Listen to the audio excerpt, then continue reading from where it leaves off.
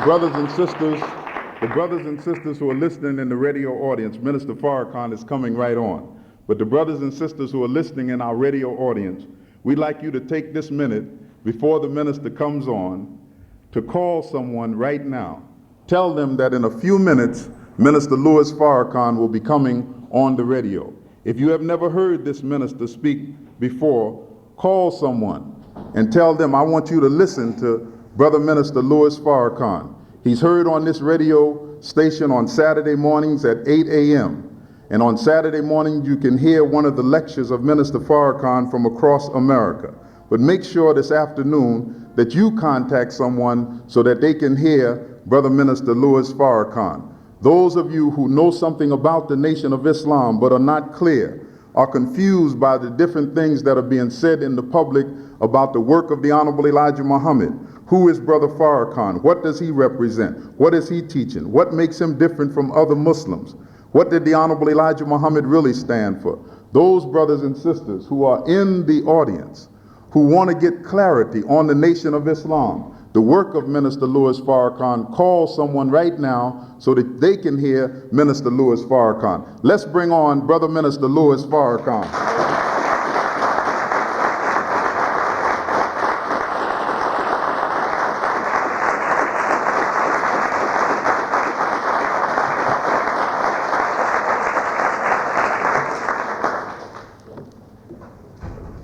In the name of Allah, the Beneficent, the Merciful, the One God, to whom all praise is due, the Lord of the worlds, who came in the person of Master Farad Muhammad, to whom praise is due forever.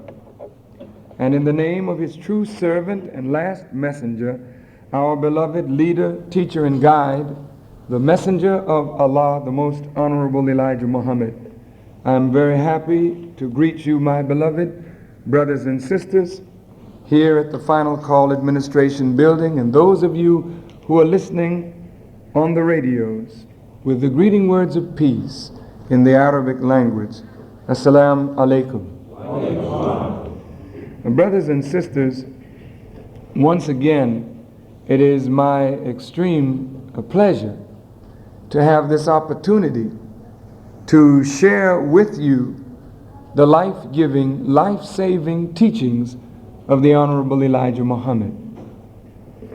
I count it a great blessing to be able to come to your homes by means of this radio broadcast, because it is not always that we can see each other face to face, but it is a wonderful thing that you have invited us into your homes to share this time out of your day with you. And I know that if you keep your radio tuned to this particular spot on the dial, I don't think you'll regret it at all. One of the things that is lacking in the black community that is absolutely necessary in order for us to be successful is discipline. The lack of discipline in our lives, the lack of discipline in our homes, and the lack of discipline in our community is the death of that community, that home life, that family life. So many of us fear the word discipline. We don't like to be disciplined. We think that discipline is an evil word. But at the same time that we don't like discipline, we proclaim Jesus as our master teacher. Or there are those who claim the Honorable Elijah Muhammad as the master teacher, or Prophet Muhammad of Arabia as the master teacher. Well, how can there be a teacher if there is not a student? And if the student is a good student, that student accepts to be disciplined by his or her teacher. So the great followers of Jesus the Christ were called his disciples. In the word disciple is the word discipline. In the word discipline and disciple, it carries the connotation of a teacher and a teaching that is being adhered to by the people. And whoever will adhere to the teachings of a great teacher is disciplined by that teacher and is justified in being called a disciple of that teacher. That's right. Is that correct? Yes. Now, the breakdown in the social order due to a lack of discipline means a falling away from the teacher. Whether that teacher is mother or father in the home, or whether that teacher is a classroom professor, or whether that teacher is a political scientist, when people have no more respect for the teacher, they break the discipline. They fall away from the teaching, and then they follow the desires of their own hearts. The Holy Quran teaches us that when Moses was maligned, evil spoken of, he went to his people saying, "O people, O you who believe, why do you malign me when you know that I am the messenger of Allah to you?" The people had begun speaking evil of their teacher. And when they murmured and began to speak evil against their teacher, then they could not accept his discipline. So in not accepting the discipline of Moses, those who maligned him started to deviate from his teachings. So the Quran teaches us that when they deviated, Allah made their hearts to deviate. For surely Allah guides not the transgressing people. Well, if we look at the whole social order of America, it is rampant with the breaking of discipline. The lack of discipline is so rampant in America that it threatens the social order to be destroyed from within. Now, America's enemies on the outside could never take advantage of America if America was not weak on the inside. America's weakness is not from the outside. Her greatest weakness is her internal weakness.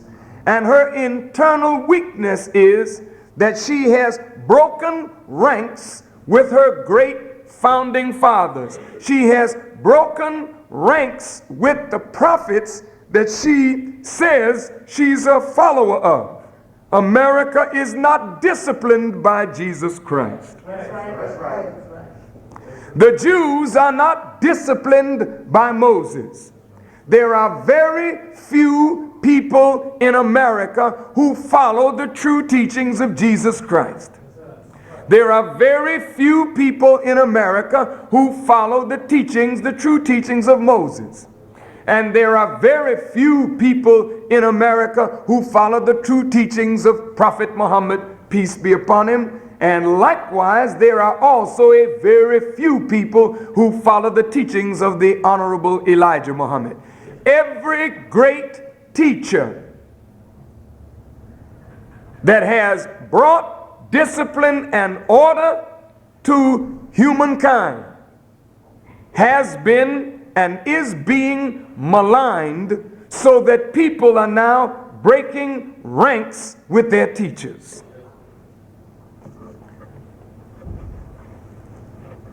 The churches are full of undisciplined people who claim Jesus Christ but will not follow him. Jesus said that if you would be my disciples, you must not just be a hearer of the word, but you must do the word. Is that correct?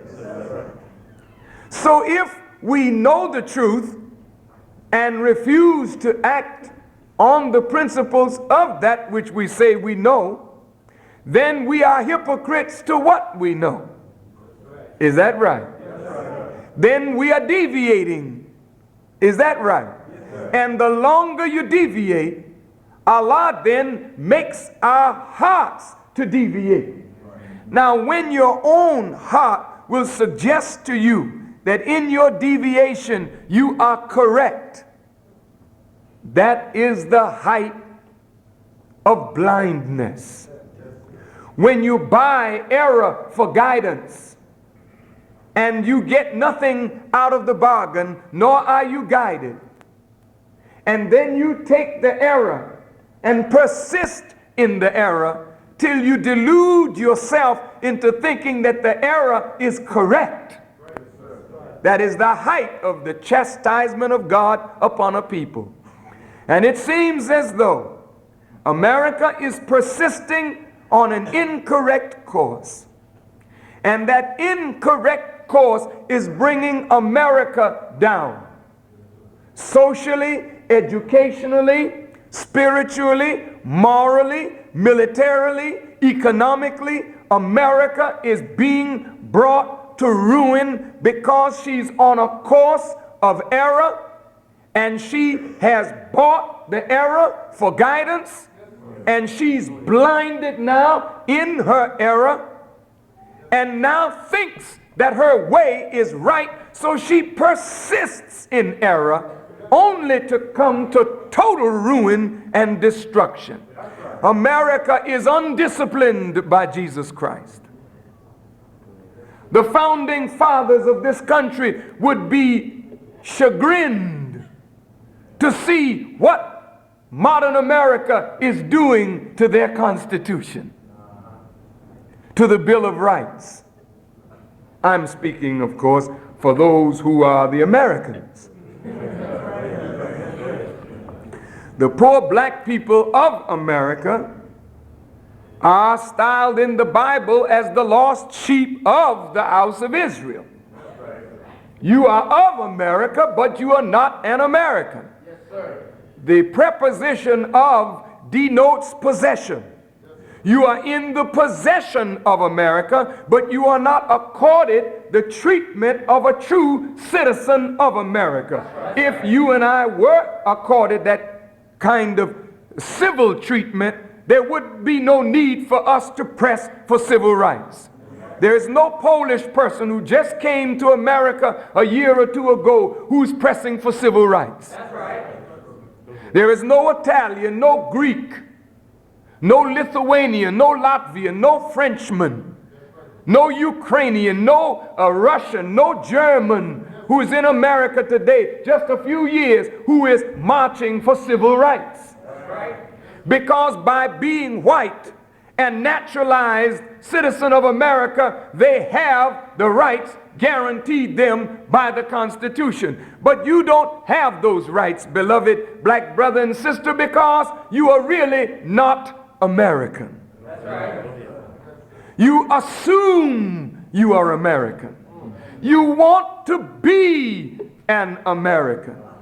You drape yourselves in the flag of America. You salute it. You fight for it. You built the country, yet you are not American in their eyes. You are an alien, a stranger, a foreigner. And if push comes to shove, they show you in no limit of time that you are nothing but a stranger in their midst. So don't take your little window dressing power that I have given you too seriously.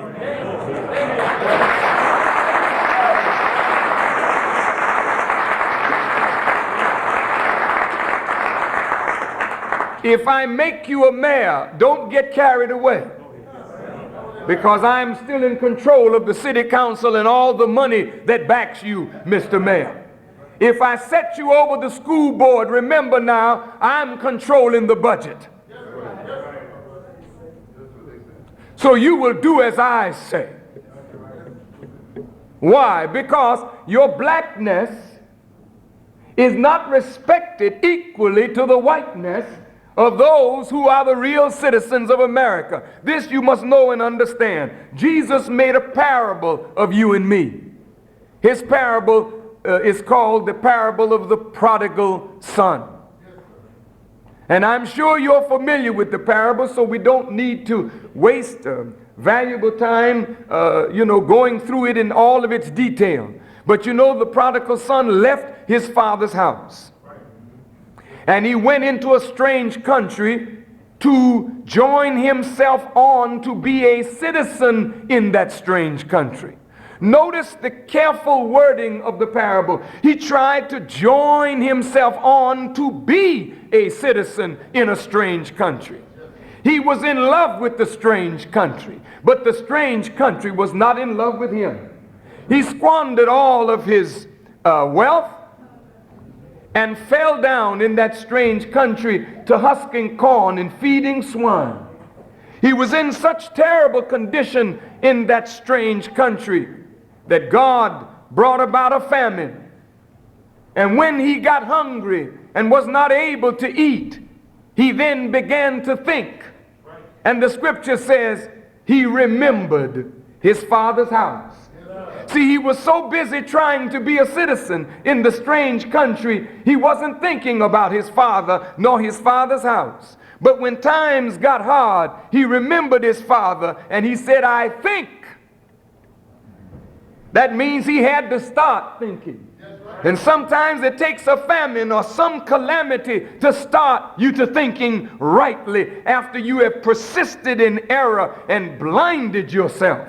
Out of the mercy of God, he brings something again to your remembrance through some misfortune that will allow you to remember your father.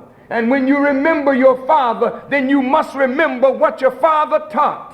Then you remember and see your deviation from what your father taught, your lack of discipline, and you say, I think I will arise and go to my father.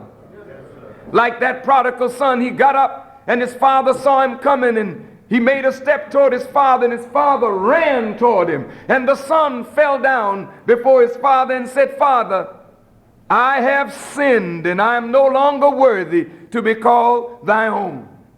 When he deviated from his father, he sinned. When he tried to join himself on to be a stranger in a strange country, he sinned. When he went consorting with strange women, he sinned. When he fell down to husking corn and feeding swine, he sinned, because back home with his father, he couldn't go in the presence of swine because it was a divinely forbidden and prohibited food. That's right. Not only for you not to eat it, but the righteous were not even permitted to touch its carcass. And so the son recognized, I have sinned, I have deviated, I have strayed from the straight path. I have broken the discipline of my father. And now I want to return home to my father's house. Well, when you say you want to return home to your father's house, you're saying, I want to come back to the teachings of my father. I want to come back to the law of my father. I want to come back to the discipline of my father and submit myself to his discipline, that I may be accepted once again as a member of his household. The black man and woman of America are likewise. We have been brought to America, and we have squandered in America the substance of common sense. We have squandered in America the substance of our pre-life, the life that we lived prior to being made a slave. It's gone now. The intelligence that we once used in Africa, we don't use it now. Some of you in this listening audience may be ignorant enough to think that we had no intelligence in Africa. We really had nothing of value in Africa, so we should be grateful to the white people of this nation who brought us to America and civilized us. But quite to the contrary, America did not bring you here and civilize you. America brought you here and made you a savage. A savage is a person, as the Honorable Elijah Muhammad teaches us, that has lost the knowledge of self and is living the life of a beast. And if you live in the ghetto as we live in the ghetto, you are looking at people who are gone savage. They don't have the knowledge of themselves, and they are living the life of the lower animals. In fact, the lower animals live better than black people live in America. What is the matter with you? Where's your discipline? You left your father's house. And the white man who has been like a foster father, he never showed you the proper things to do. Oh, he showed you some of his filth. He'll show you how to gamble. He'll make the whiskey and show you how to drink. He'll bring the dope in and show you how you need to get high. He'll show you how to misuse and abuse your women. He'll show you how to act the fool and be the clown. But he will never bring you downtown into the banks and show you how he makes money. He will never bring you to the stock exchange and show you how business is carried on. He will never bring you into the sanctum sanctorium and show you how he runs the world, because he does not want you to imitate him in his higher level of thinking. He wants you to imitate his base, filthy, decadent, immoral way of life. And so you and I have grown in this immorality and debauchery. And now we are unprincipled, undisciplined, unloving, uncaring, cold, heartless, brutal people. A savage people that fill the churches, but yet the church is not in your heart. The true teachings of Jesus the Christ does not live in you. So religion becomes one more pacifying thing. We sing our songs of joy to the Lord. We take communion. We show outward affection of love for one another. And then we leave the church and go back to our savage ways.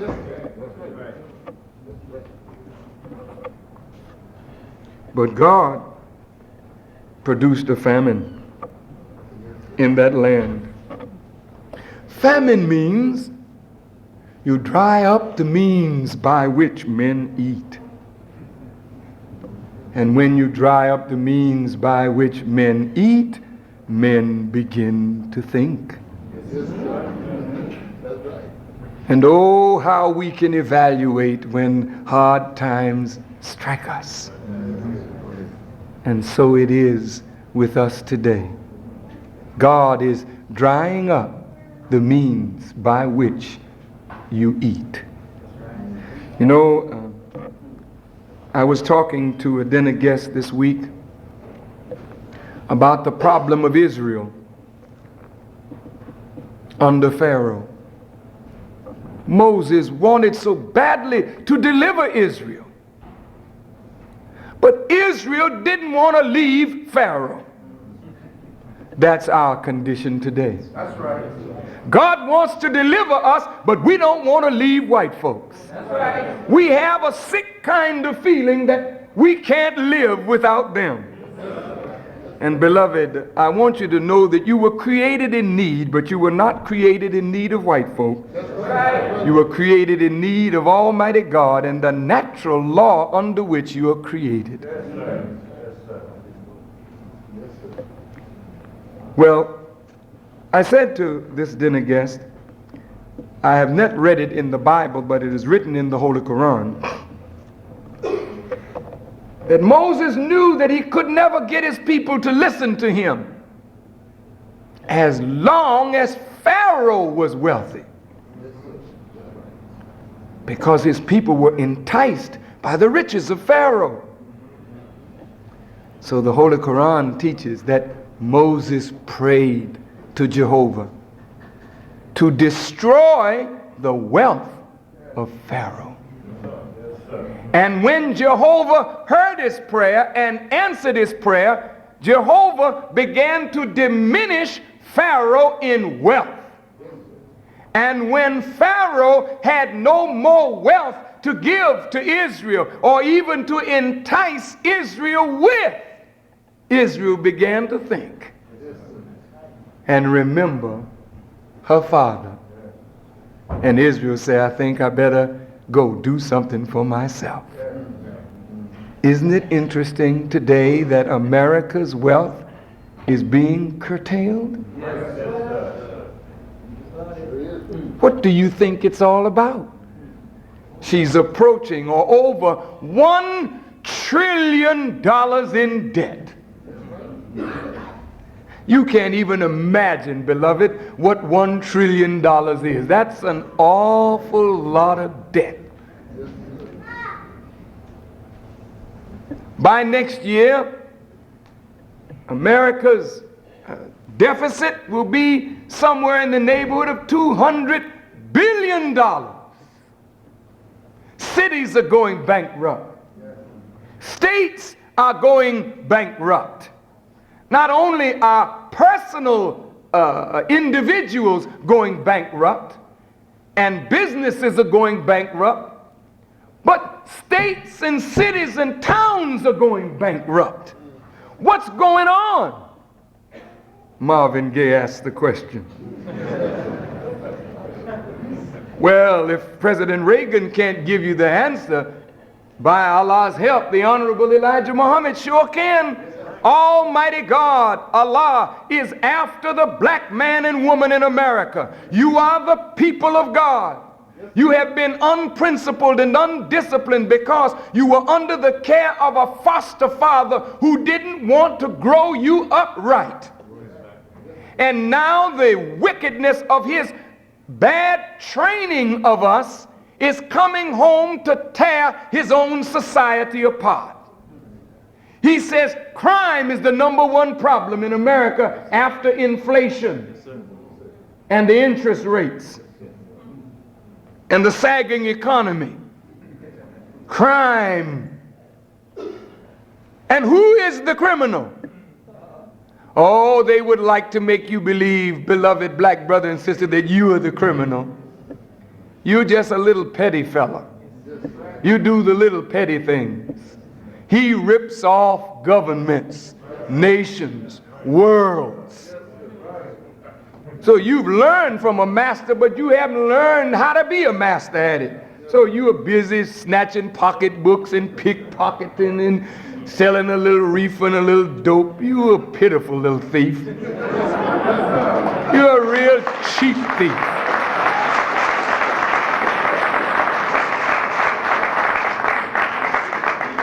Now the jails are full. And who do you think they're full of? They're full of you and me. Little old cheap petty thieves. While mayors are big thieves, they go unattended to. Governor thieves go unattended to. I don't understand how you can spend millions of dollars to get an office, go broke, spend all your family wealth to get an office that only pays $80, $90, $100,000, $150,000 a year. There must be something more to it than that. Yes, I think so. So we learn from a master crook, but we only learn how to be a cheap thief. So here you are husking corn in America and feeding the swine.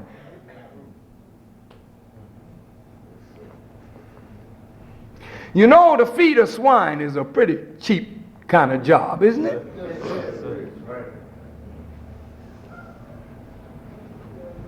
Especially when he don't need too much of anything. You just drop a little slop on him and he's happy. So if you dropping slop on the swine, you're a slop carrier. That's as low down a job as you could get in any society, carrying slop. Somebody has to do it. But it's not just so talking about a kind of a job, because any job that you have that is honorable. I don't care what that job is, it should be respected. That's correct. Work dignifies us. And if we are working, we have a chance to better our life. So we respect all gainful employment. But what it's talking about is a filthy, low-minded human being. And the people of God are feeding a swine. The Caucasian people love to see you acting the fool, singing filthy songs, doing filthy dances. They love to get you involved in their filthy lovemaking. When they get you involved in filth, you feed their appetite for filth. And they, like the hog, have an insatiable appetite for filth. And now, black brother and sister, you are feeding swine. My sister dressed like a harlot, feeding filthy-minded men who only want to look upon your form and think filthy thoughts of you. You're feeding a swine. You want to be a dancer, take off your clothes, strut naked. You are feeding a swine. You want to go and join a peep show, feeding a swine. You want to be a cheap prostitute, feeding a swine. Or you just want to give yourself away, still feeding a swine. Poor black brother, bringing white men in the community to offer them your sisters, your daughters, or your brother's daughter. Feeding swine. You have fallen so low, and you are the people of God who once were disciplined in your father's house under a divine teaching and a divine law. But you have fallen so low today that you praise God with your lips, but your hearts are far removed from carrying these praises into practice. Feeding swine. But Allah is touching the wealth of America and drying it up. The Honorable Elijah Muhammad said to us that Allah said to him, He will close down every factory. Not just some of them. He said every wheel in America will grind to a halt. He's not a liar. Day after day, you see and read and hear of steel mills closing, automobile plants closing. Steel is the bloodline of America. The automobile is the heart of America. And she can't sell her automobiles anymore. The steel is closing down. The market is being flooded with foreign steel. This is not going to end with a 5 cents tax on gasoline. There are over 13 million Americans that are jobless. Yes, sir. Oh, I'm sorry, about 11 million Americans jobless. And 2.5 million of us who are hanging around America without a job.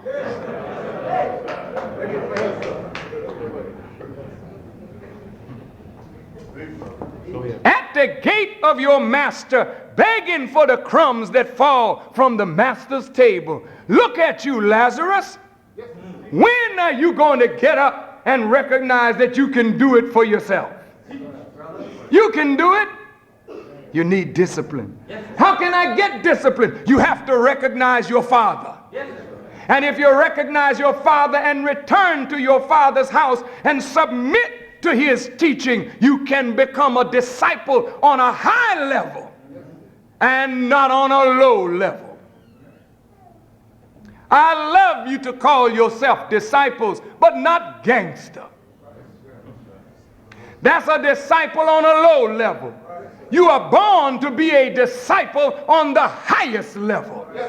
You are born to be disciplined by the law of God. In fact, you are God's yourself, but the power of your godliness is fast asleep under your savage actions, under your savage thinking. Well, how do we get back to our Father? The first step is to remember your Father's house. Now, of course, some of you that have not been exposed to the teaching of the Honorable Elijah Muhammad, you actually think you're in your Father's house. But the Bible tells us, behold, I will send you Elijah, and Elijah will turn the hearts of the children back to their father. So a man named Elijah becomes the axis on which a people turn back to their father, and he becomes the means by which the father can turn back to the children. So says your Bible. It closes in the book of Malachi telling you that Elijah would come. That's right.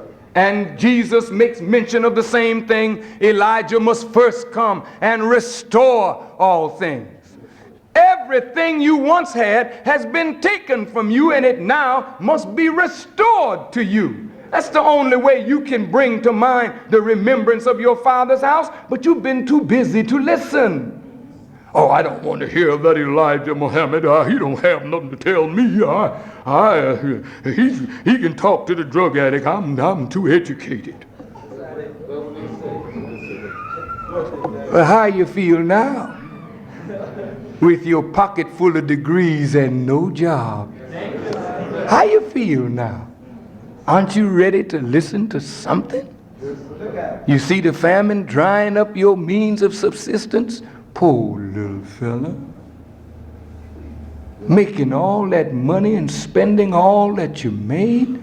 You never thought that something would happen to the white man's wealth. You always thought you could depend on it. I remember the teachers, when they laid off the teachers, some of them were so upset because they never thought that the state's money would run out. CTA workers never thought that, oh my goodness, I've got me a permanent job. I work for the city. The city's not permanent. How could your job be permanent? No, no, no. Almighty God is drying up the means of subsistence for you to come into the remembrance of your Father and his house. Now, that man, Elijah Muhammad, such a wonderful teacher, such a marvelous disciplinarian. There never was a teacher in America who disciplined black people like the Honorable Elijah Muhammad. You could follow any man, anywhere, and do anything you like, not with Elijah Muhammad. You had to come a certain way with him, or you couldn't go with him. He wasn't caring about filling up places with a whole lot of undisciplined, unprincipled people. You could come in undisciplined, but the only way you could stay is you had to be disciplined. And you know, discipline sometimes is like a lady with a corset. I know it must be uncomfortable, especially when you've eaten too much and are trying to stuff and hide what you've eaten into something that's holding you like a vice. Well, as soon as you get to a place where you can be comfortable, you snatch that fella off so you can relax. Well, that's the same way it is with discipline. When you are not in tune with the spirit of that discipline, you sometimes don't like being disciplined even though you'll go along with it. But when the teacher gets out of sight, you will pull off the law, pull off the discipline, pull off the teaching, like that kind of stout lady will pull off that corset and kind of say, whoo, whoo. And then you go back to living your unprincipled, undisciplined life, and you break ranks with your teacher, and you deviate, and then he makes your heart to follow that deviation. Then you fall in love with your deviation, and then he gives you a devil for a companion that keeps you going in your deviation until you just so low you didn't even realize you had gotten so low down and filthy, until a famine comes into your life, and then you start to remember and say, my God, how did I get in this condition? That prodigal son said, I would rather be a servant in my father's house. I don't want to be nothing big. Just let me be back there. The servants in my father's house are living better than I'm living right now. And you know, I must say this. Those who follow the Honorable Elijah Muhammad and broke ranks with him. And since breaking ranks with the Honorable Elijah Muhammad, breaking the discipline that he taught us and shaped us into, notice how we became prodigal. And notice how we tried to join ourselves on to be a citizen of this strange country. It was the Muslims who wanted a new nation for God and a new nation for their people, who are now saluting the American flag and saying, we are citizens of America. Went right back on the teachings. But how have you fared with your newfound citizenship? You've deceived yourselves, and God is keeping you going in your self-deception, and you've lost everything. Because what the Nation of Islam had was built by the discipline that we had to the teachings of the Honorable Elijah Muhammad. And everything that we had, we could have it again, but you can't have it without the discipline. You can't have it without the teacher. You got to come back to your father. You got to remember your father's house and come home.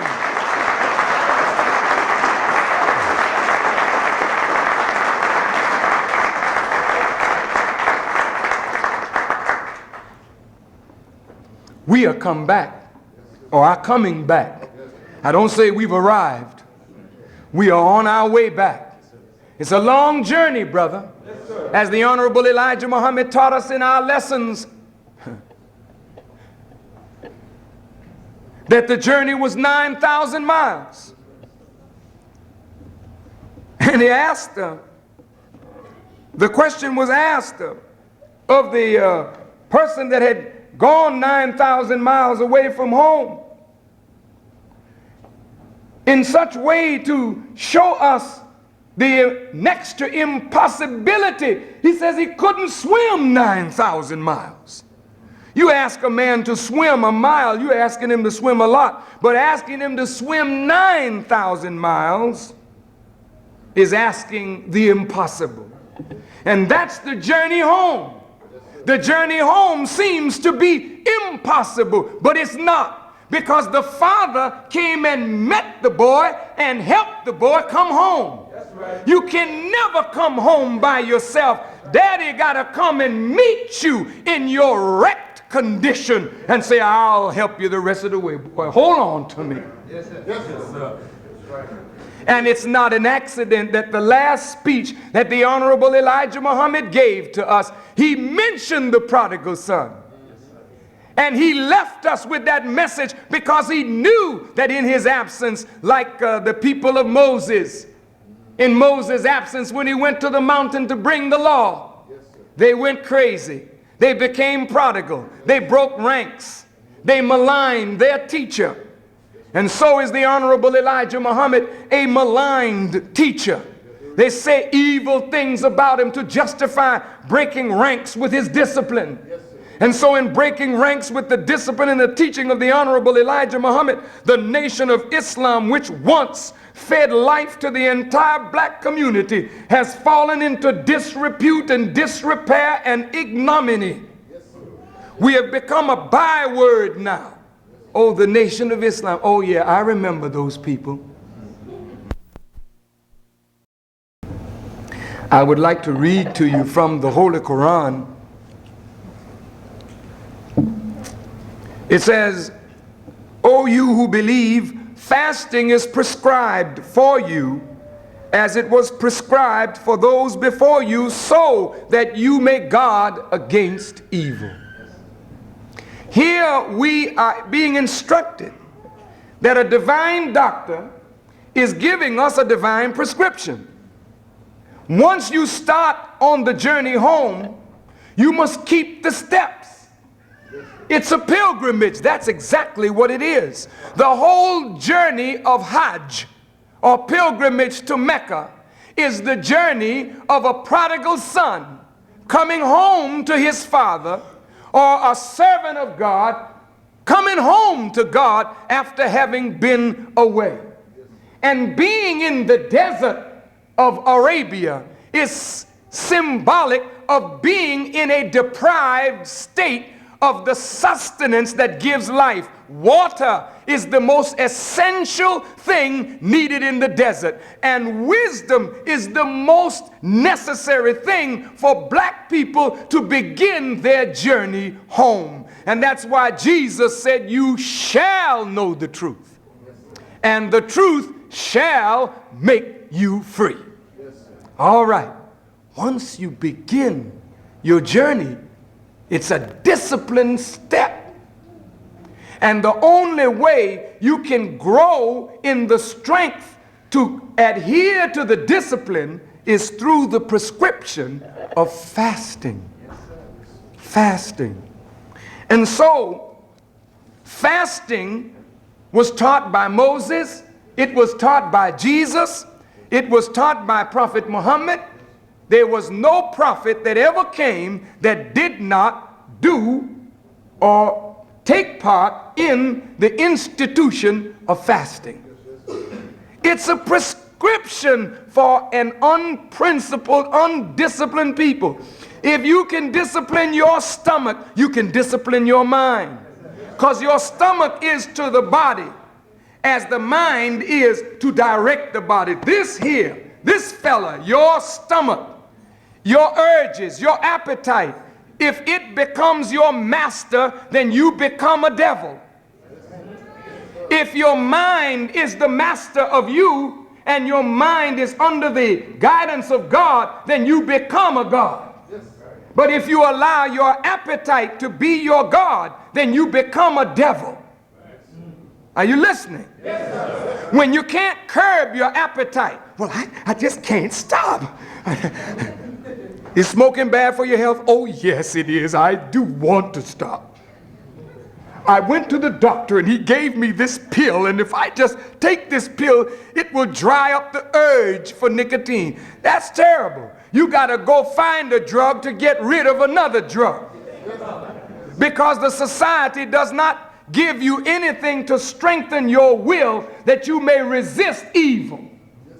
Fasting is that which will strengthen the will to make you strong enough to resist the unnatural things if you can resist the natural things. You were not born into the world to be a liar nor a thief.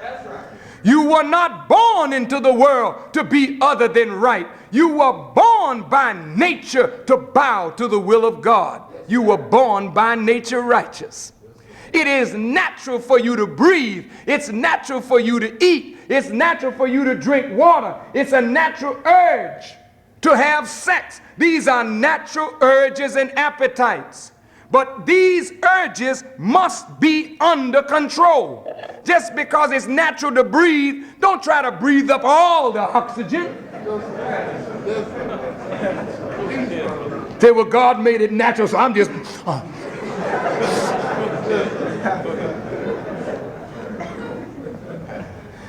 God gives you the desire to eat. You must eat to live, but you must not live to eat. Some of us are just eating and eating and eating and just getting fatter and more huge and more obese and out of pocket, heartbeat messed up, high blood pressure. Why?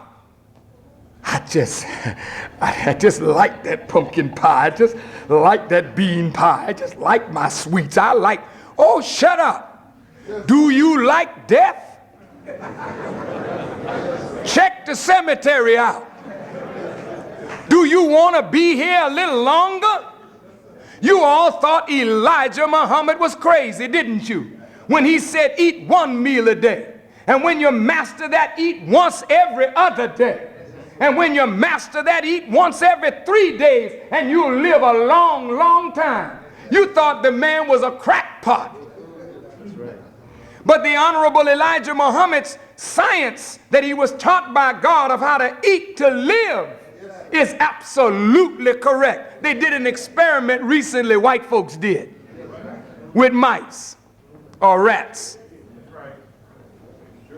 They made one rat eat 3 times a day. That cat died immediately. I mean, that rat died. He died quick. They had one rat eating once a day and one rat eating every other day, and the one that ate every other day outlived the rat that ate every day, and the one that ate once a day outlived the rat that ate 3 times a day. Fasting is a prescription to give discipline to you. When you fast, you abstain from what is natural so that you can get a grip on the things that you are doing that are unnatural. Smoking is unnatural. It is not natural for you to breathe fire, pure fire, into your lungs. Oxygen is fire, but when you mix it with nitrogen and hydrogen, it's not bad on your lungs. But when you sucking on a Winston or a Lucky Strike, that you're lucky if you don't get struck, then you the one that show up sick and diseased because of an unnatural urge for unnatural food, unnatural drink. But if you can abstain from food which is natural, then you can get a grip on lying, which is unnatural. You can get a grip on fornication and adultery, which is not unnatural. It's a natural urge. But when the urge goes unchecked and we become fornicators and adulterers, we begin to break up the home and the family, which is the basic unit of civilization. You tear up marriage.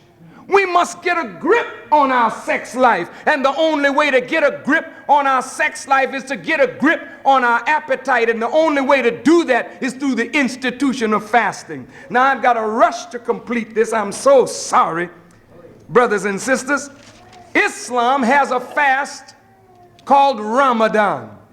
That fast is approximately 30 days.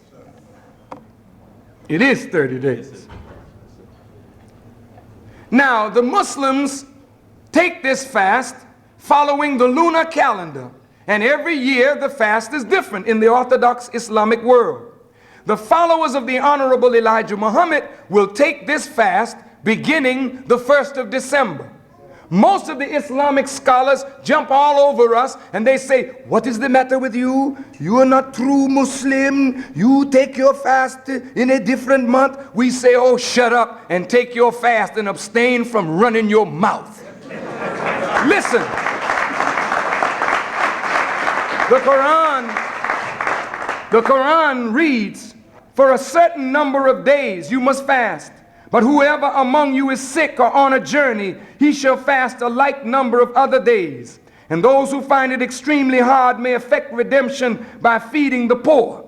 The month of Ramadan is that in which the Quran was revealed, a guidance to men and clear proofs of the guidance and the criterion. So whoever of you is present in the month, he shall fast therein. And whoever is sick or on a journey, he shall fast a like number of other days. Allah desires ease for you, and he desires not hardship for you. This is the reason the Honorable Elijah Muhammad chose December. It is not that we are trying to get away from the Orthodox world, but Allah desires ease for us and not difficulty, and the days are the shortest in the month of December. Again, we are sick and we are also on a journey. When we have lost all our discipline, and we are on the way back home to our Father. We are on a long, serious journey. So we are fasting a like number of days in another month. And the reason the Honorable Elijah Muhammad wants us to fast in the month of December is because he does not want his followers to take part in the fanciful foolishness that the white man calls Christmas. Now, did I make some enemies? Well, listen, you just tune in next week at the same time on the same station, and for the next 3 weeks, we're going to be talking about Christmas. We want to know whose Christmas it is. Why is it that you are spending up money that you don't even have? Did Jesus tell you this? Are you going to buy a tree? Where does the tree come from? What is the origin of the Christmas tree? Did Jesus say get a tree? If he didn't, who did? Oh, you better tune in next week. May Allah bless all of you. Thank you so very much for listening. And those in our audience, we're going to go on with this fast for just about 15 more minutes. And so I'm sorry you're not here, but next time you'll be out, won't you? 734 West 79th Street, the Final Call Administration Building. And make no mistake about it, this is indeed the final call. Thank you for listening. Minister Louis Farrakhan.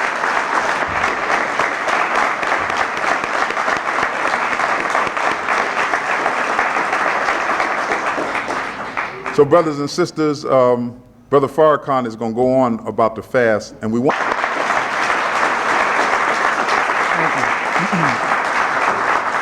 All praise is due to Allah. Now, brothers and sisters,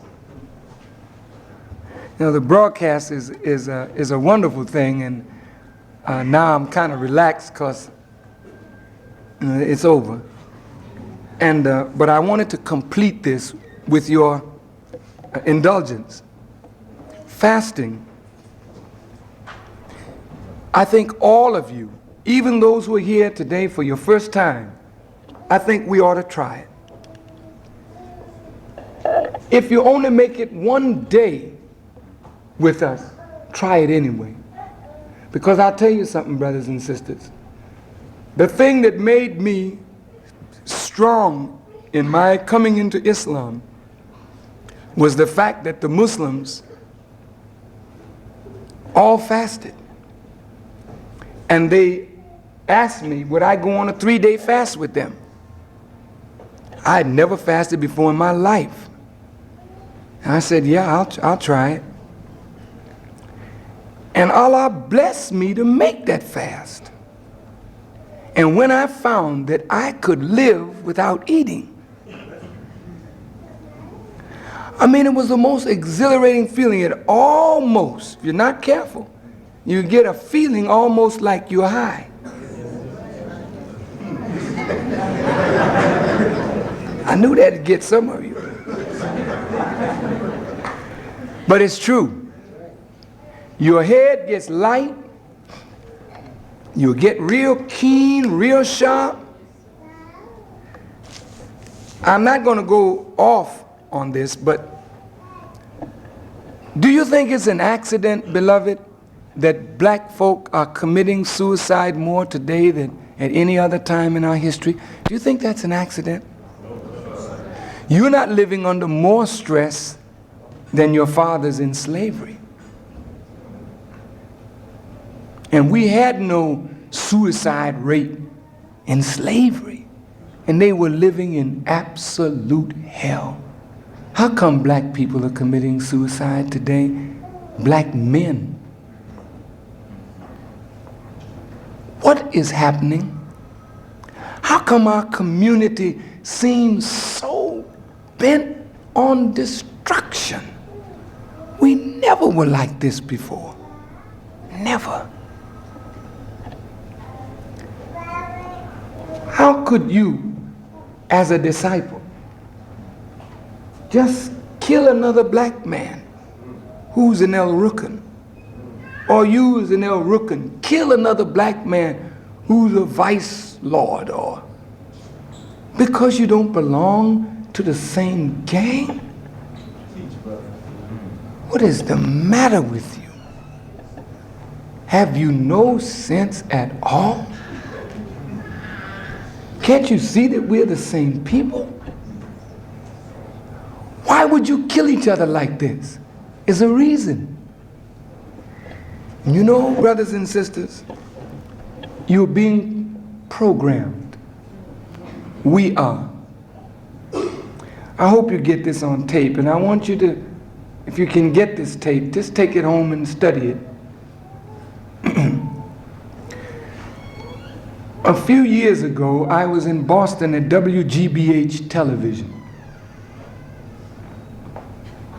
And a young black brother who was interviewing me, this is in 1974, was telling me that there is a law that Congress passed that you cannot put any information on the 24th frame of the film or the videotape.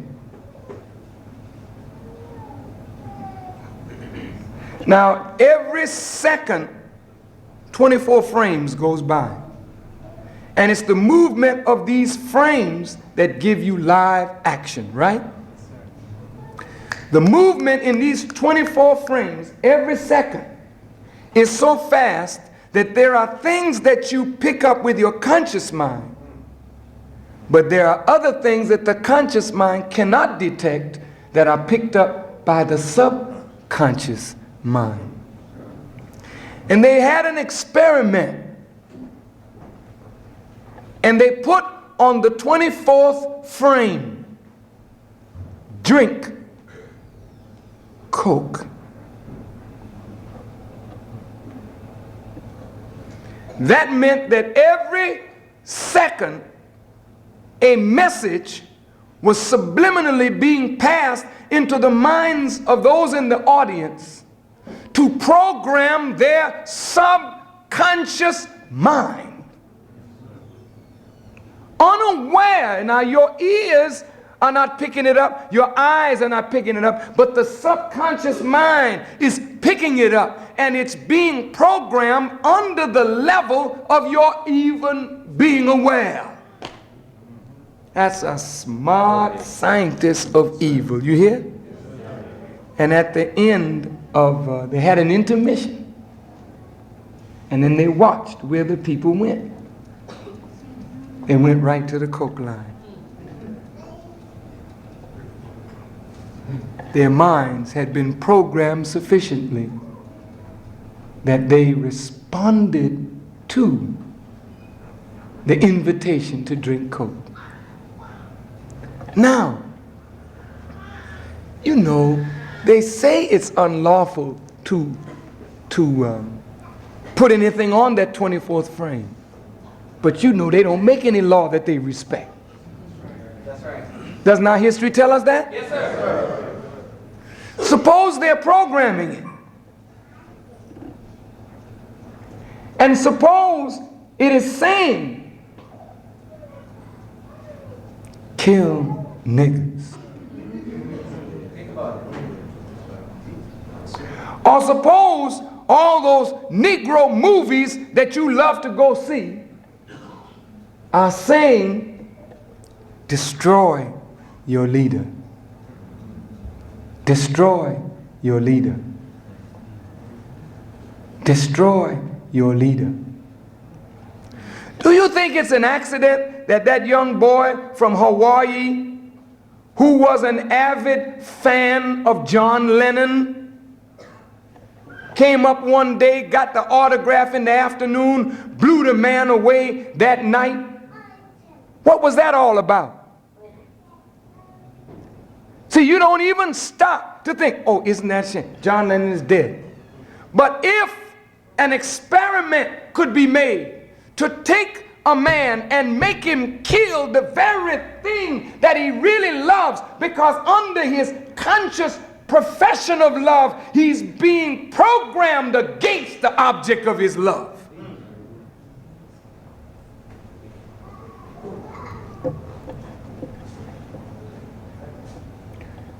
Now, brothers and sisters, you may not think this is happening, but it is. Our people are being fed foods with chemicals in it that you and I know nothing about. You look at chemistry as the business of white people, and you don't realize that you are a chemical creation. And the introduction of something into your system can upset the delicate balance. There are mind drugs that they can give you to slow down your process of thought, to speed it up. There are drugs that they can give you that make you susceptible to certain colors, certain sounds, certain words. Are you listening? Yes, sir. Yes, sir. Do you think the white man is not about destroying you? Yes, sir. When you have become obsolete in his world? Yes, sir. This man does not care about his mother if he can't get any productivity out of her. That's right.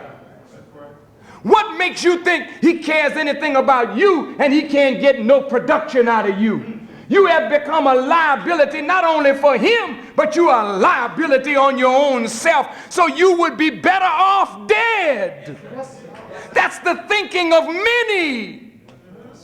And they are making moves right now to set you up for total annihilation. Yes, sir. That's right. That's right. This is no fanciful doomsday story. No, true.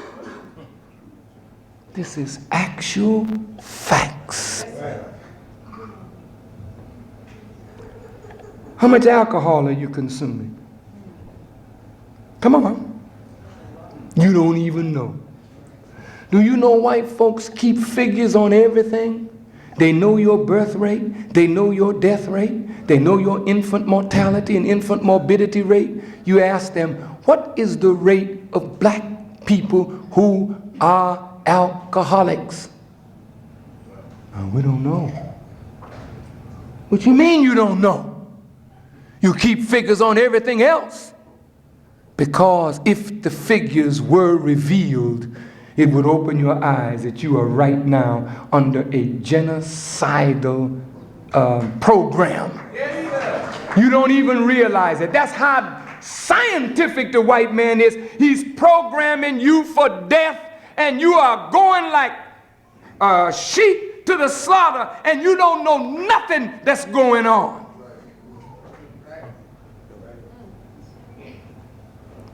In the 60s, they killed black people in Mississippi and put it on television.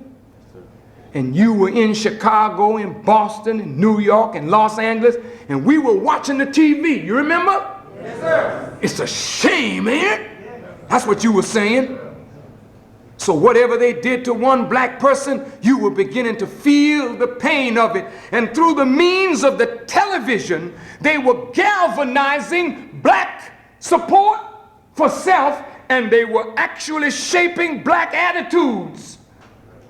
And when they found out, when they killed Martin Luther King, that black folk rose up in nearly 40 cities and burned it up, and there was no leader directing you, burn the cities down. You just got up spontaneously and was burning, Jim. Who was leading that attack? They recognized that through the television, you were becoming a people.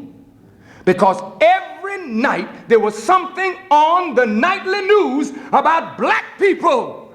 And you were becoming aware of your condition all over America and all over the world. But you cannot get on the nightly news now and see nothing about yourself. So you are going to sleep. Every black program has been co-opted or taken completely off the television. And you're not even aware of what is going on.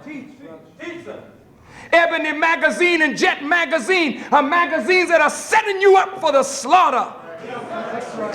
Yes, sir.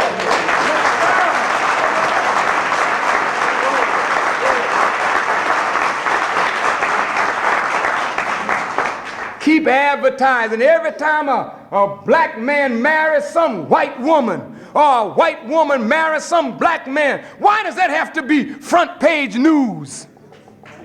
When do white people put you on the front page when you grab one of their skunks? That's right. They are so ashamed that one of theirs was dumb enough to marry a nigger. And if you got money, they don't even put it on the page, but they make sure that the money leaves this community and goes back to them with your untimely demise or a very heavy alimony. That's right. Can't you see, black people, that you are programmed for death? You are a walking death trap. Three brothers walked into a store the other night. Two followers of the Honorable Elijah Muhammad and one who was in between following Elijah Muhammad and following Wallace Muhammad. But they were on friendly basis. Walked into a store. And someone asked them something about, you know, are they folks or all is well or what? And the brother said, no, we're Muslims. Man said, Muslim, huh? Well, you dead already, man. You better get walking. Those brothers left the store and all of a sudden they walked 2 blocks. Somebody pops up out of the alley and fires 3 times. Killed the brother who was in between the Bilalian temple and us. Killed him instantly. Fired at the 2 followers of Honorable Elijah Muhammad, and the bullets missed them. Luckily, they're alive today to bear witness that there's no God but Allah. But a black man who they didn't do anything to because they are identified with Islam and he don't understand what it is. You program for death.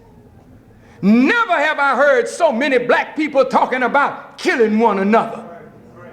Because white folk don't give you no penalty for killing a nigger. That's right. You don't kill white folks. You cringe at the thought of killing a white man. But your mouth is full with the words and the threat. I'll kill that nigger. I'll kill that mother. I'll do this. That's right. You just death. Right. Death. And when you walk out in that street to go anywhere, I mean, you got to go with God or you will never come back. That's how crazy the streets are. Do you know it would be safer for us in Vietnam during the height of the Vietnam War than it is for you to walk the ghetto? Did you know that last year there were 20,000 homicides and better than 50% of them were in the black community? Blacks killed blacks. And in the whole Vietnam War, 59,000 people lost their lives. 35% of those casualties were black. But in 1 year, we lost 10,000 black lives on the streets of the ghetto. So it is safer in Vietnam than to walk in the ghetto. Can't you realize that something terrible is happening to black people and we singing and shouting ourselves right on into the grave? They found that on records there was a subliminal message. I love the devil. I love the devil. I want to serve the devil. You couldn't hear it when the music was up to speed. But when they slowed it down, you could pick up the words. They were there. And that's going right into the subconscious mind. And you busy dancing, just shaking your little crazy backside off. And you don't know what is on the message. You think that the message is saying, let's get on down, baby. But underneath that, there may be another message that even the recording artists don't even know is on the record. And you're listening to it all day long, from morning to night. It's that damn record player driving you insane with filth. Oh. I mean, look at you.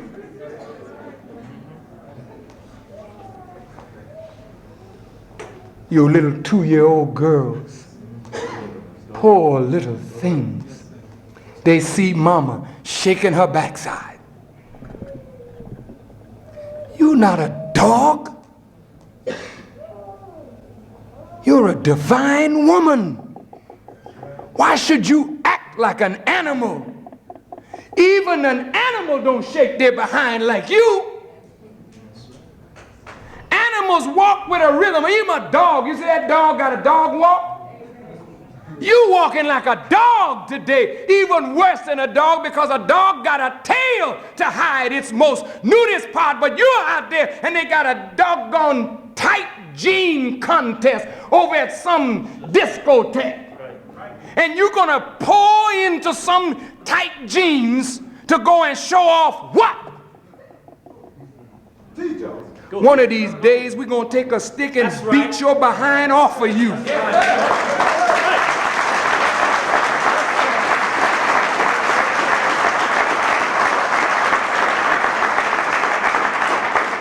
If you think we jiving, just watch and see. We're not going to tolerate that, sister. You are our woman. And out there, well, I mean, it's not her fault. I mean, we just the ones that are to blame, brothers. We're not going to jump on the woman, but man, we're crazy.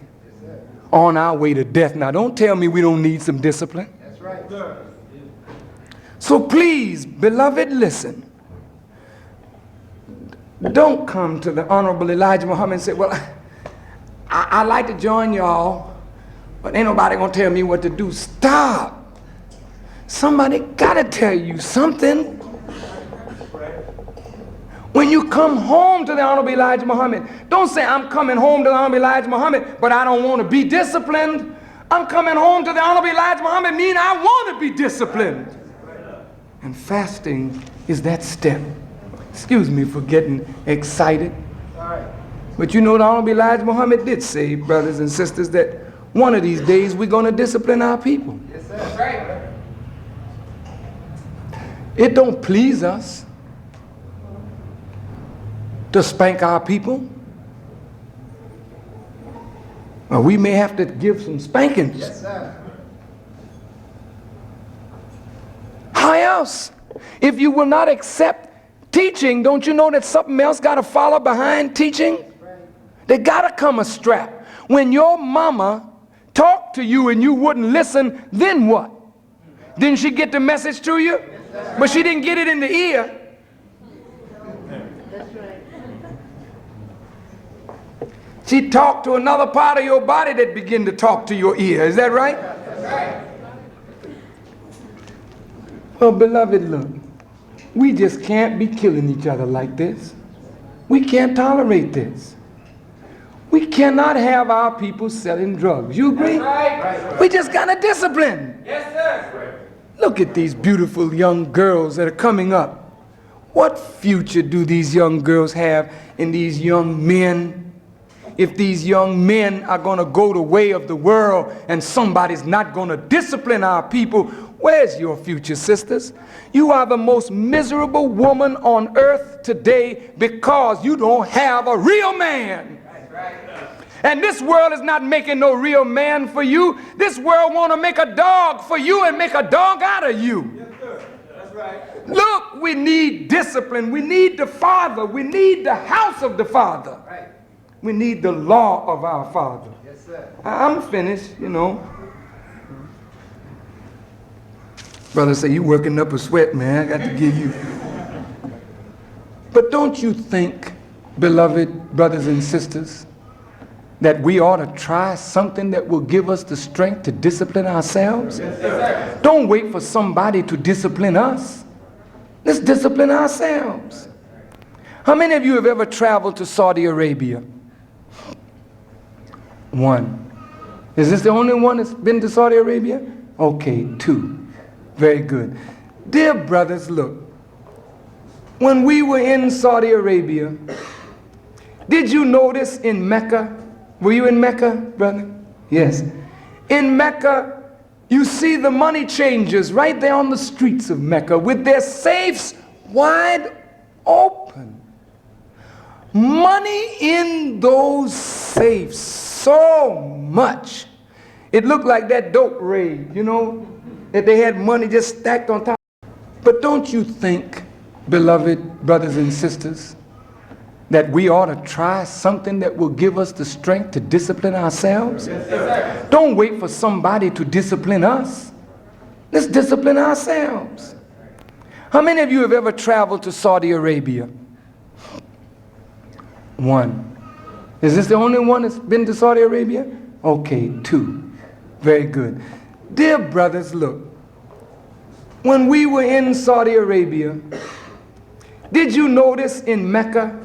Were you in Mecca, brother? Yes. In Mecca, you see the money changers right there on the streets of Mecca with their safes wide open.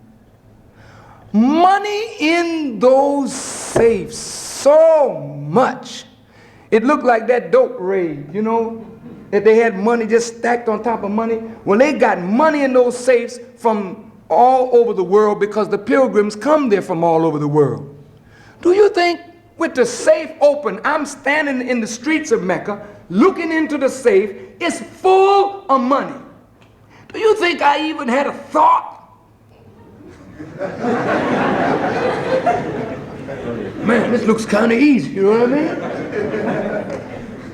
If that was Chicago, oh brother, that poor man with that money,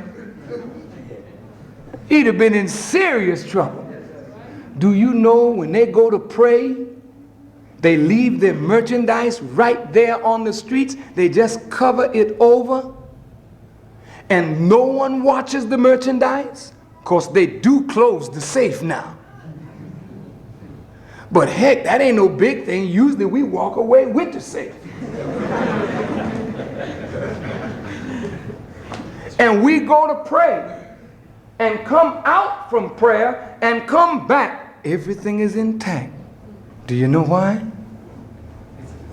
They have a strong law. That law says if they catch you stealing, they chop your hands off. You see, and they don't waste a lot of time on legalities, you know. And what do you plead? And string it out for 6 months and you got to make bail and oh, no, no, no, no.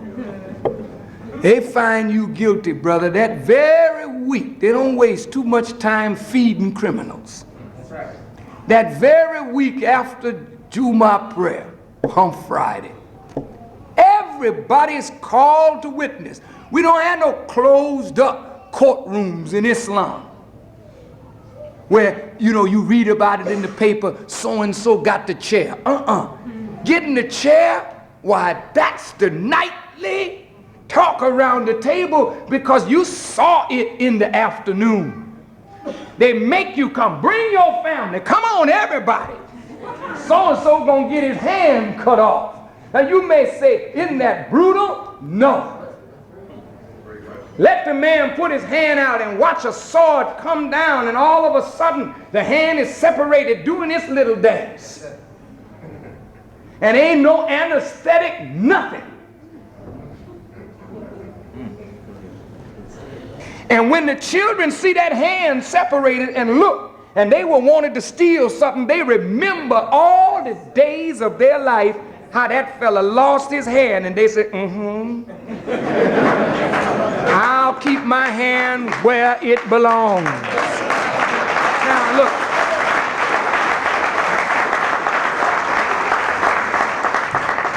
Now listen, beloved, you know adultery is a heck of a crime in the Islamic world, in the holy world, in the Jewish, Hebrew world. Adultery is a terrible thing. In the old days of Moses, everybody had to get a stone. Stone you to death. In the Islamic world, it's a little more merciful than stoning, but the results are the same. It chopped your head off. But I just went out and saw Linda Sue when her husband wasn't around. Yeah, well, you and Lindy Sue is dead. That's right. I mean, and they take you out. This is no joke. And they say prayers. And they kneel you down. And a big, strong black man come out. I mean, woo! You talk about Reggie Vision. That man got an arm, Jim, and he just put that scimitar in his hand. And usually he can get through with one blow, never have to hit you twice. Hack that head right off. Mouth. Yes, sir. And you see the head separated from the body, and the whole crowd hollers, Allahu Akbar. God is great. His law is greater than any law. And when you live by God's law, you have a society that will endure. And let me tell you something, brother. Now, they do kill them every now and then over there. You get a little fornication.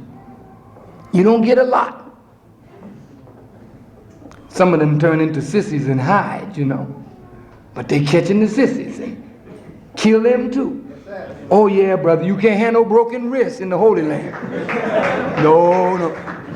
Can you imagine you sashaying into Mecca? Do my prayers, honey. Well, that's the last little sachet you do, brother. They bury you in a sachet. That's strict law, isn't it? Yes, sir. I heard the Honorable Elijah Muhammad say he would not rest until the law of the Quran became the law by which all of us lived. Do you know what that means?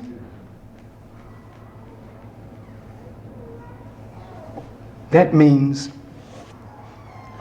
that you are growing up children right now that are going to fall so in love with God's law that they will carry out the teaching of the Bible and the Quran, that they will love God above their mother and above their father. That's right.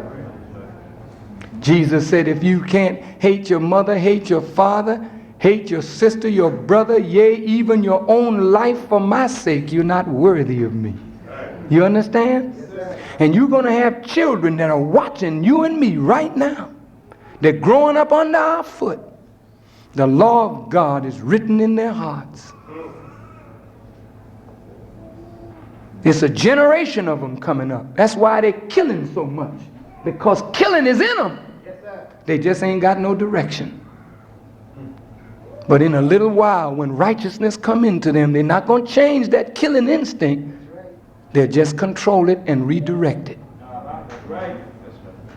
You selling dope, they will execute the law on you.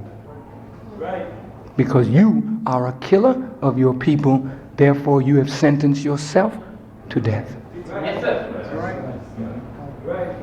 Now the elderly that are in here, the elderly women and the elderly men, they deserve to walk the streets in peace, with honor and dignity. That's right.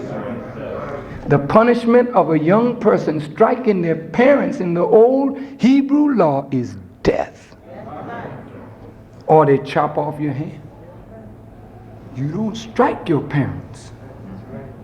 What kind of ungrateful child are you that a mother brings you into the world and you get so grown now that because you disagree with your mother or your mother tells you something, you're going to smack her in her face.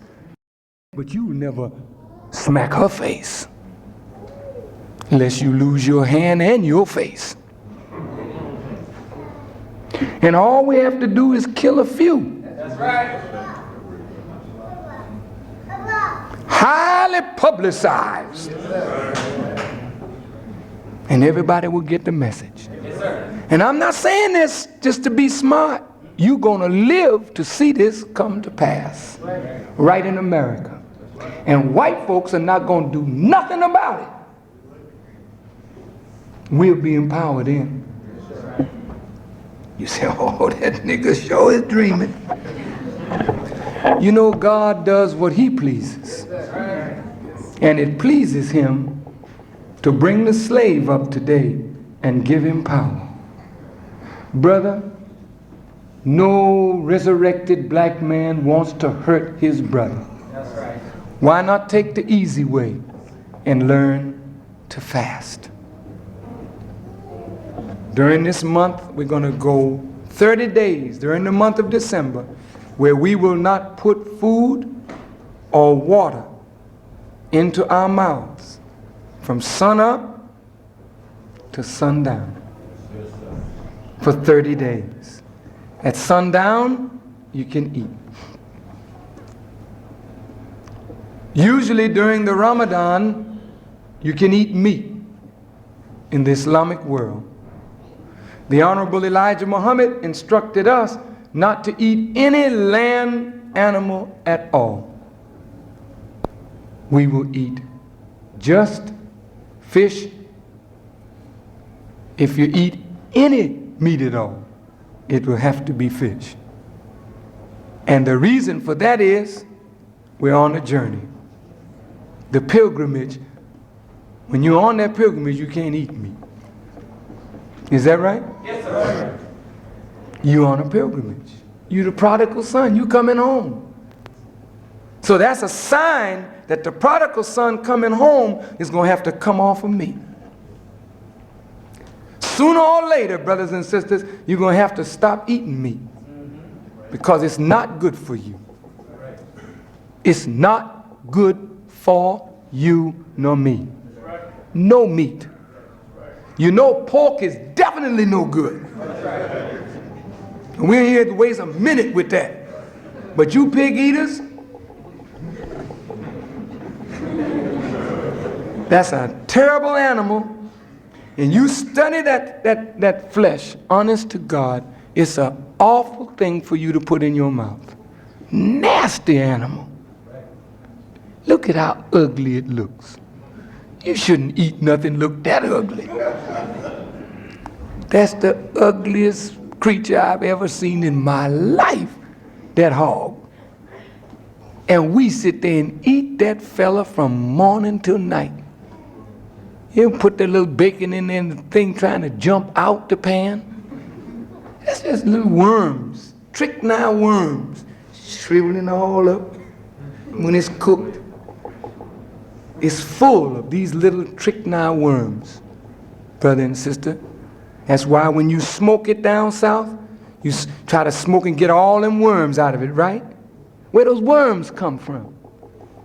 It's a nasty, divinely forbidden flesh. Leave it alone. But soon, you're going to have to leave beef alone. Beef is terrible. It's so hard to digest. You're not an animal. You're not a beast. You're cutting that flesh. Some of you eating it raw and wonder why you growling all the time. What about the lamb? It's a little easier on the digestive system than the beef, but it's not good for you either. Well, what about the fish and the poultry? It's better for you than the lamb, the beef, and the pork. But one day you have to get off of it too. The best diet for the human being is fruit and vegetables.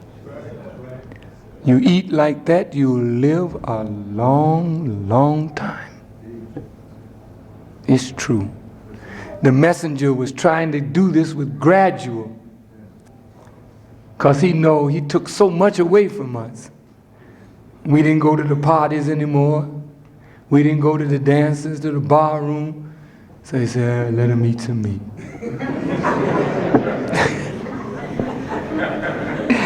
Took us off the hog, but you could eat a little beef. And then you notice he started working that beef away and moving us into lamb. Then when he left us, we were into the fish. That meant that before long, the fish was going, and we'd be right down to where it's at. It's wonderful, brother and sister. You have a wonderful teacher in the Honorable Elijah Muhammad, and I hope you appreciate him. So let's see if we can fast. Now all the Muslims, we're going to do this. We have to make all of our prayers a day. There's 5 of them a day. The first prayer we make is just before dawn. And that prayer, you know, is at around 5 a.m. See, that Muslim, he don't sleep all day. He sleeps at night. He's up early in the morning. You ought to practice getting up early. That's how white folks rule the world, brother. They up, you sleep. Sun is heavy, making a right angle on your back. 12 noon, Jim, and the sun is direct on you. You still there asleep. The whole world have gone by. You gotta get up out of that foolishness. Well, I'm not gonna go no further. I guess we'll be here all day. But we're getting into that starting the 1st. So there'll be a pre-Ramadan feast here on a Tuesday evening. And the brothers and sisters will come and they'll eat. And then the next day it's all over. No water, no food all day. Now, keep a little something for the breath, you know. Because, boy, when you're fasting, your breath will knock a camel over, you know. Some of us don't even need to be fasting. So there's a little clove that sometimes we use. Just put a clove in. Or you find a little mouthwash. Get a little mouthwash. And go on and fast. If you make it one day, you have made a victory. Just try and get one day. Don't try for the 30. I'm talking about all those who are not in the nation. Just try and make it one day. If you make it one, then say, I'll try it 2. And if you make it 2, you have really gotten a victory. And I'll tell you something. If you do it for 7 days, you'll notice the difference in your skin. You notice your eyes will clear up. You know, look at the Muslims. You notice how their skin shines like? See these brothers? Don't look too hard now. But don't their skin shine real pretty like? That's the way they eat and the way we think. Try and discipline your life, please. And if you think it's difficult, just stay around us for a while and we will help you to strengthen yourselves. In fact, we need each other. So I'm going to leave you now. You know, when I get wound up, it's just one of those things. What time is it?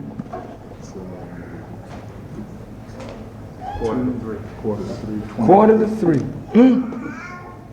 The boy been at it a minute, hasn't he?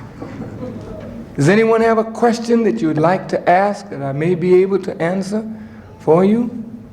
Oh, I see 1, 2, 3, 4, 5. Yes, 6. All right. Would you stand, please? I can see you. Just stand. Those that have a question, would you please stand? All right. I just wanted to see there's 4 sisters and 3 brothers. Would you mind if I started from the front and worked right around up to the balcony, okay? Yes, sir, my brother. I was in the nation when all the last man was living before wise changed everything. And Brother Minister Yusuf Shah could teach the Bible such that it seemed like the words were coming straight out of the Bible. That what happened to him. Why? How come he not with you? Yes, my brother. I just can't see how he could not be with you. You know, many strong men went down, brother. And even though brother could preach the Bible like that, where he could make it live, and I think I did similarly, there was a weakness in us of understanding. And in that weakness of understanding, we fell victim to a smart teacher who came in on our grief and shock and took us off course. Very few of us remain intact. Yusuf Shah was a very great preacher, of Islam. And I don't give up on him nor any. I think he will be back. In fact, I'm almost sure, as I am that the sun rises and sets, that that brother will be back and will help me help to lift up the name of the Honorable Elijah Muhammad. He's under the famine right now, and I think he's starting to think, and I think he's remembering his father's house. Thank you for your question. There was a sister up here. That's right. Yes, ma'am. I've had some inquiries from brothers in prison regarding the books, the messenger's books, but the stipulation that the prisons have is that someone personally cannot send any books, and they must come from a bookstore Or a publishing house. Well, if they come, if you bring their names directly to us, then we can get the books to them. Okay? So you give those names to Brother Larry. Thank you. Yes, brother. I wanted to know if you could talk a little bit about melanin. Melanin? Well, very little. As you know, the reason we are people of color is because of that which they call melanin in our skin. Melanin in lighter people like myself is less than in a person like yourself. And the darker the person is, the more melanin content in the skin. That melanin allows the person who has it to absorb the light of the sun. Thank you, brothers, for being with us. That melanin allows us to absorb the rays of the sun, where you take in the energy. It's a very wonderful thing to have. The Caucasian lacks it. He has some, but it's very, very small amount. And so what his skin does, it reflects, but it doesn't absorb. And so the Caucasian, by that very act of reflecting the sun rather than absorbing the sun, it tells us he's not the natural people of the sun. He's not natural. Every living creature that is natural absorbs the rays of the sun. And that also tells us in the spiritual world, you can draw in the truth and live it. The Caucasian people hear the truth and reflect it, but they cannot absorb it and live it. Their history shows they speak the truth, but they don't carry it into practice. Melanin is a heavy thing. It's the difference. It makes the difference. And don't let anybody tell you that color is only skin deep. That which is on the outside is definitely an indication of something that's going on the inside. The genetic makeup of the people is the core of that people, both psychologically, mentally, spiritually, morally, as well as physically. And this the scientists already know, but they want you to think that color is something that we shouldn't pay any attention to because it's only skin deep. And when you erase that skin, you see right under there, you are white. And so if you take those layers off, and you are white under there, and the white man is white under there, so you see you're really brothers under the skin. Don't you let any tricker put that trick on you. Prince Asiel and Nasir Mishadiah, I want to thank you so much for the honor of your presence today. And brother, I certainly want to see you. Thank you. Thank you.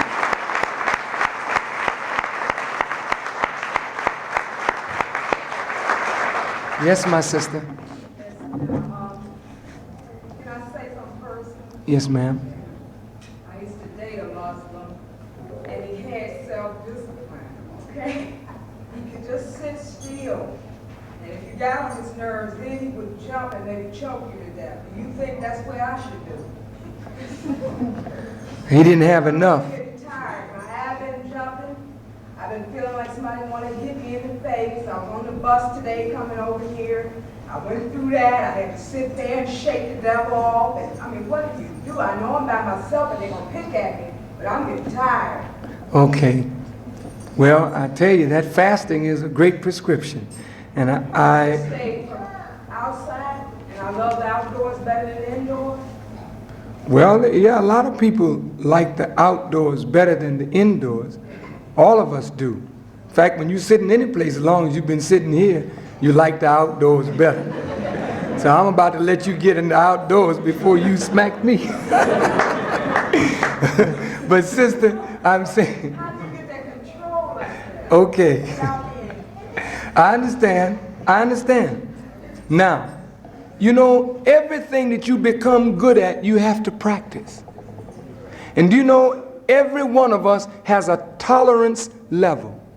There's certain times when you can tolerate many things, and there are other times when you can tolerate very little.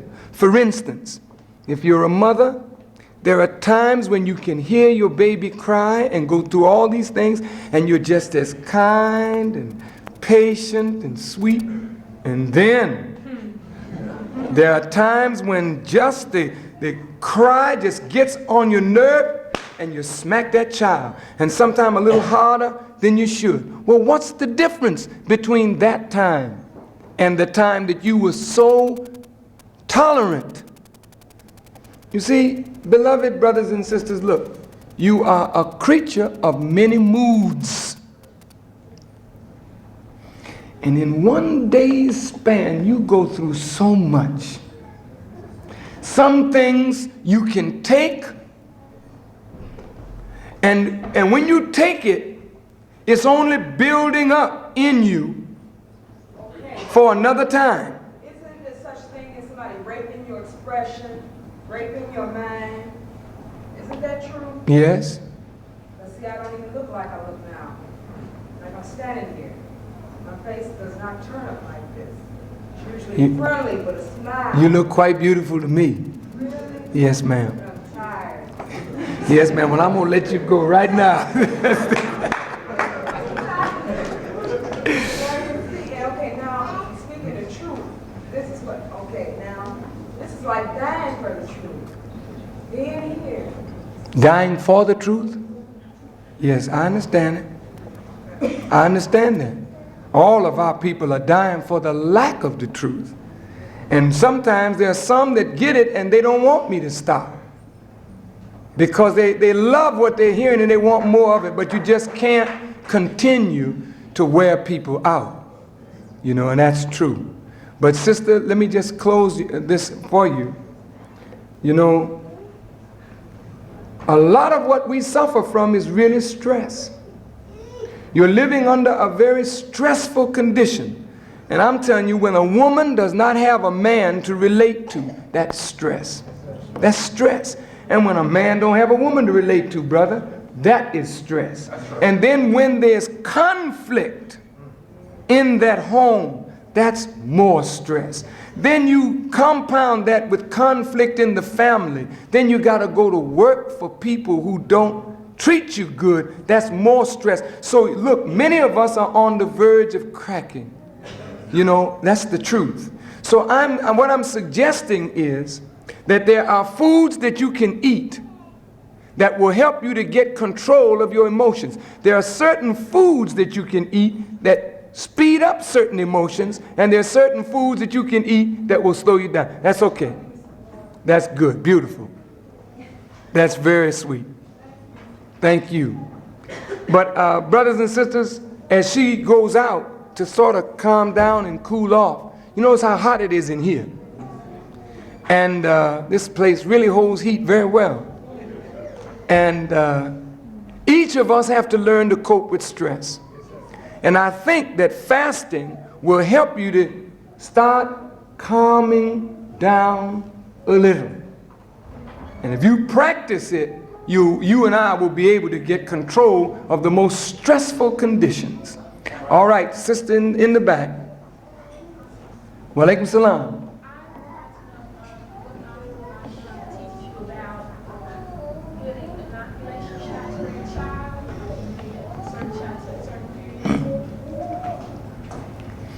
Well, I know there's one shot that the messenger forbid us to get, and that was a polio shot. Back in 61, around in there, when my children were very young, he sent us a letter and told us not to take the polio shot.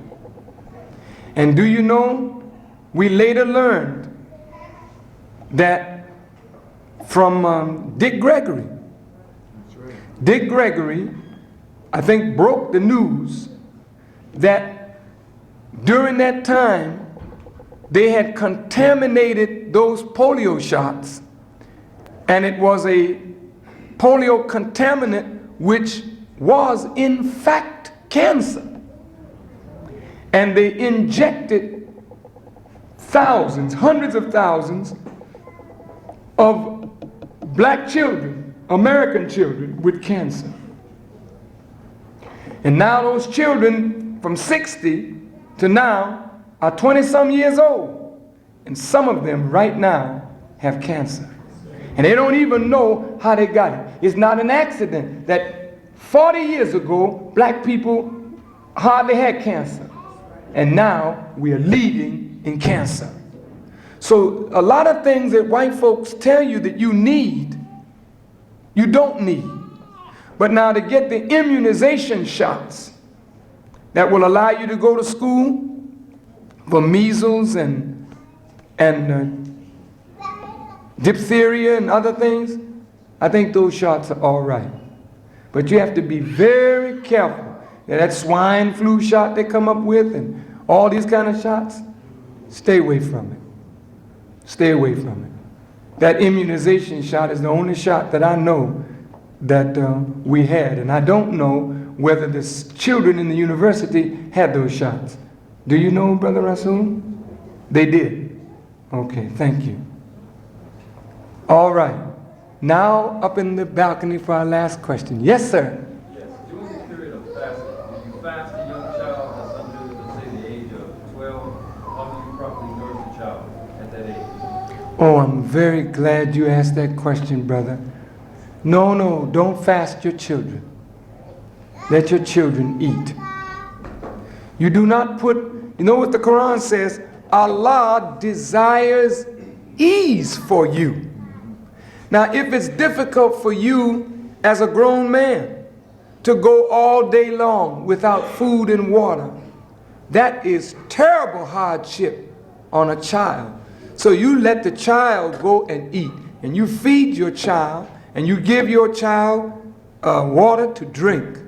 The Honorable Elijah Muhammad did not allow us to fast like this until we reached 17 years of age. And then our young people practice fasting. Now we have some Muslims that the children practice fasting with the older ones, and they are young people. They want to do what they see their parents do. But the parent must be wise and say, oh no, baby, you eat, sweetheart. Feed your children, because those children burn more energy than you, and they need something to burn that energy on. Please do not subject your children to what you, as a grown adult, are subjected to. Thank you, sister. And the same to you, and I look forward to seeing you again. And I promise I won't be as long next time. All right. That's the last question? Well, brother, you didn't raise your hand before, did you? It's related to the brother's question on the melon. Yes, sir? Yes, it's related to the Atlanta incident. You know, it's believed that what was going on there was to extract melon from the brothers there in order to derive this drug, Infram. That is a cure for cancer, or an assumed cure for cancer. What is your view on that? I heard Brother Dick Gregory mention that they were extracting from the head of the penis of these young men this thing that they used to make the drug interferon. Right. I have no opinion on it at all because I'm not knowledgeable of it. But I noticed he said it. And I've never heard the scholars attack him. There's one thing about Dick Gregory. I pay good attention to that brother. Sometimes he says some things that are so far out, people think Dick Gregory been fasting too much. But that brother is a very heavy, heavy brother of ours. And I mean, he had it out, I mean, almost as quick as that incident took place down in Guyana. Dick Gregory sent me a note and said, brother, this is a CIA plot, and this man was used by the CIA, and he ran the whole thing down to me. I didn't know what to say. I never say yes, and I never say no. I just read what he had to say and listen. I cannot repeat what I haven't checked out to be the truth. So I just left it alone. But sure enough, later on, the facts came out. Dick Gregory was right. Dick Gregory was right in his book, I think The Mark of Zorro, is it? When he talked about the killing of Kennedy and Martin Luther King, code name Zorro. Dick is right. They murdered Martin Luther King. And Kennedy was murdered. I mean, it was an official act to get rid of Kennedy. I mean, there's so much evidence to support these things, but these men sound like prophets crying in the wilderness. So I'm not going to doubt what he says about interferon and that black people have certain things in their, support system. I mean, you're such a natural human being that you have natural built-in support against disease. And that's why we've been able to live for hundreds of thousands and millions of years, and we never came in contact with the diseases that we're coming in contact with today. So it could be right, but I can't say definitively yes or definitively no. I just keep my mind open and hear what the brother says and research it. Thank you, brother. And now, brothers and sisters, thank you for a lovely afternoon. Did you enjoy yourself? Yes, sir. Very good.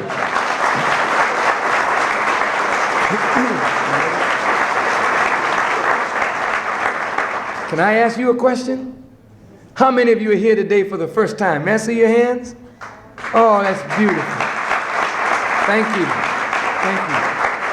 Now, those of you who are here for the first time, how many of you believe that what you heard taught today, that it is the truth and it's good for black people? Let me see your hands. Oh, that's wonderful. Wonderful. And the last question, and it's the most important question of all.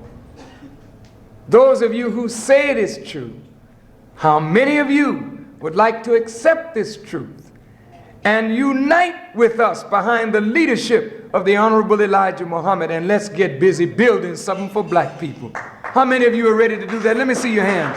Raise them up high. Very good. Wonderful. Thank you. Well, all my brothers and all my sisters that would like to unite with us behind the leadership of the Honorable Elijah Muhammad, may I have the privilege of shaking your hand. And after I shake your hand, I'd like you to follow our brother here. Would you step down front, please? And he will take you into the back room and ask you to fill out a card with your name and your address. And we want you to continue to come back because this is your first step in uniting with your brothers and sisters under the leadership of the Honorable Elijah Muhammad. So all the sisters, would you come up on this side? All the brothers, would you please come up on this side and let me have the privilege of shaking your hand? The brothers in the balcony or sisters in the balcony, you can come right downstairs.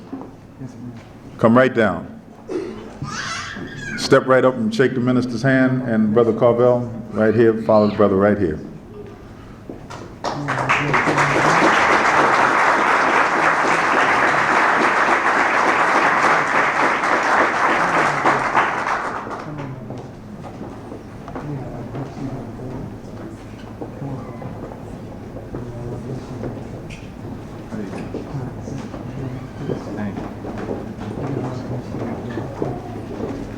All We have 3 more brothers, I think, coming from upstairs.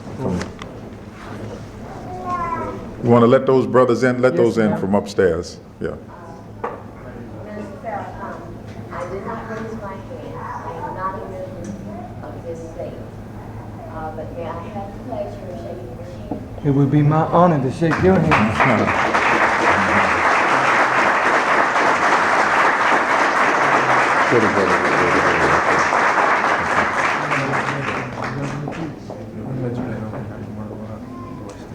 Yes, sir.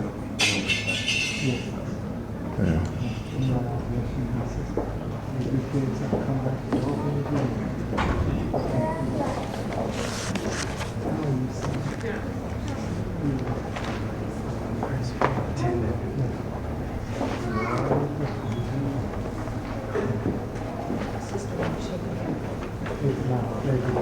Brother Melvin. Brother Melvin. Thank you.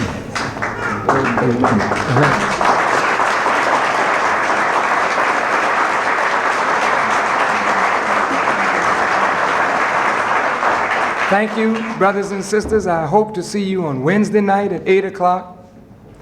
And Friday night we have our class where we study in depth the teachings of the Honorable Elijah Muhammad. And next Sunday, we're going after Christmas. Now, brothers and sisters, I really want you to come out. You must learn where Christmas started, how it started, where it came from. And everything I tell you, I'm going to give you documentation on it. And then you go to your libraries and check it out. And if you want to spend up all your money making everybody else happy and making yourself poorer, then you can do that if you want to. But wait until after you get this knowledge before you spend any money. Please don't spend any money. Keep that money in your pocket. Don't you buy a tree just yet. You come back next Sunday and let me tell you about that tree. Then if you want one, go get it. Yes, sir. Brother Farrakhan, I want to thank you for your speech today. But this is the first religious institution I've been in where there was no collection. Oh, there's about to be one, dear brother.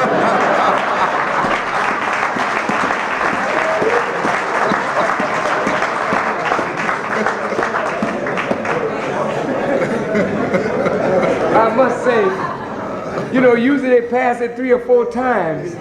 After the choir sings and you get fired up, you know, they pass that basket on you. And when they fire you up again with another selection, they pass it again. And when the preacher get to firing and getting the ghost, they pass it again. Well, you know, we recognize you didn't hear no song singing, no music, just the word.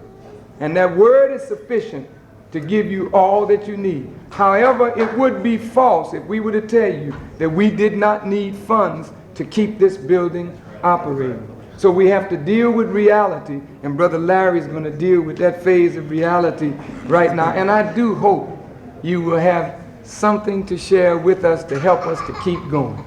Thank you very much, sir. And you are always welcome here.